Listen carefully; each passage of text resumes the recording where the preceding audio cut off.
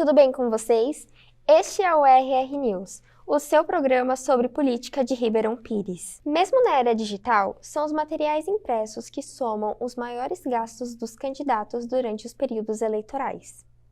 Segundo o TSE, cerca de 26,6% das despesas gastas pelos candidatos são destinadas à impressão de materiais para as eleições. Em pesquisas realizadas com as gráficas locais, demonstra-se que em Ribeirão Pires não poderia ser diferente, com um aumento expressivo de 30% nas receitas durante o período eleitoral. É o que iremos mostrar no decorrer deste programa. Vamos às notícias. Ribeirão Pires, cidade com cerca de 105 mil habitantes, tem um público votante equivalente a 86,6%. Somando em 90 mil eleitores, e dentro deste grupo, cerca de 30% equivalem a jovens na faixa etária de 16 a 29 anos. E a nossa repórter Jaqueline Correia foi às ruas para entender um pouco mais sobre o assunto. Jaque, conta mais pra gente!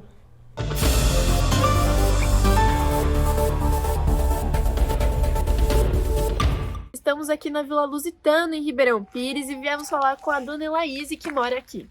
Elaíse, quais são os seus critérios para escolher um candidato?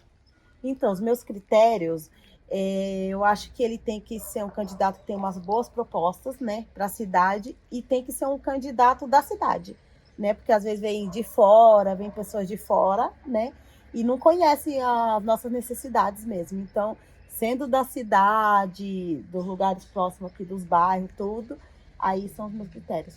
Perfeito, é com vocês aí do estúdio.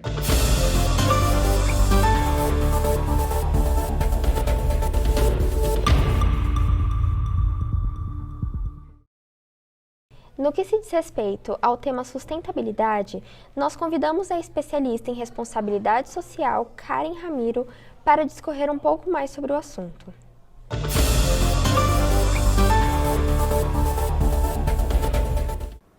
Oi pessoal, tudo bem? Obrigada pelo convite. Eu sou a Karen, trabalho na empresa Zurk e eu sou uma profissional da área de sustentabilidade com foco em responsabilidade social corporativa.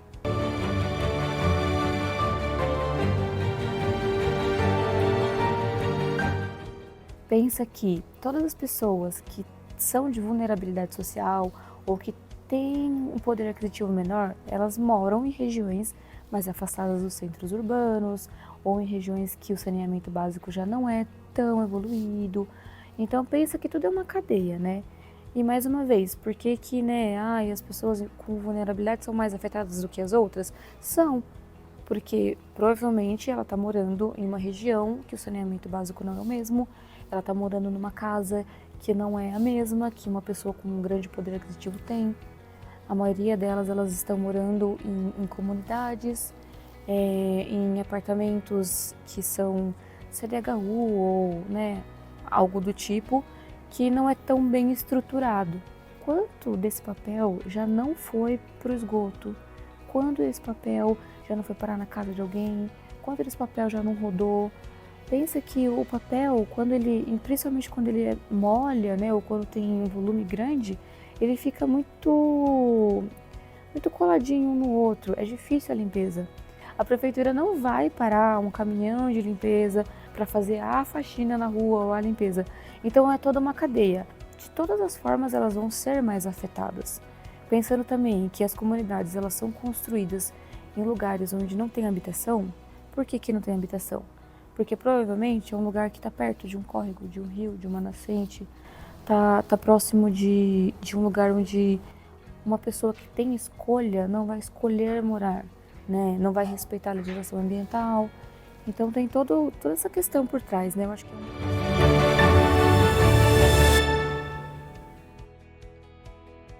tem que criar uma parte mesmo de educação socioambiental para a população local, mostrando o impacto que gera o tipo de resíduo, né, que sai das eleições.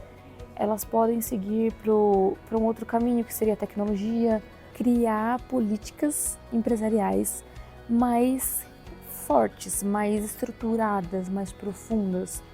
Porque se uma empresa ela começa a analisar De onde vêm os pedidos? Um exemplo, eu quero uma remessa XPTO de tanto de papel, tamanho X.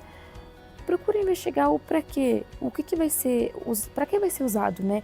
O cliente final ali, ele vai usar para que essa matéria-prima? Para que ele vai usar? Eu sei que falando isso, todo mundo vai pensar, nenhuma empresa vai fazer isso, né?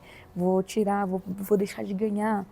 Mas se é uma empresa séria, que pensa realmente em sustentabilidade, ela vai achar caminhos que ela pode seguir, impactando menos o meio ambiente e a sociedade e ainda assim tendo lucro no seu negócio. Por isso que hoje em dia as grandes empresas usam a sigla, né, ESG ou ASG, que é o Ambiental, Social e de Governança.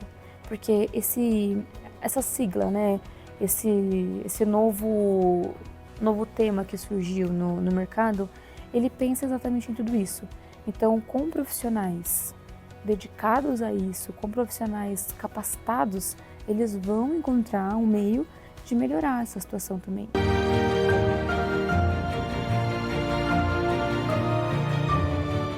Legal.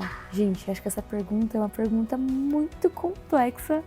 Ela não é fácil de responder, até porque se fosse a gente estaria muito mais evoluído, mas eu acho que tem algumas iniciativas que as empresas podem adotar para tentar mitigar esse tipo de ação, né? Algumas delas seriam partir mais para a parte de educação socioambiental mesmo e mostrar para a população local qual é o impacto que vai gerar, né, esse tipo de resíduo. A gente tem que trabalhar com educação. A educação é a chave de tudo. Eu acho que é isso.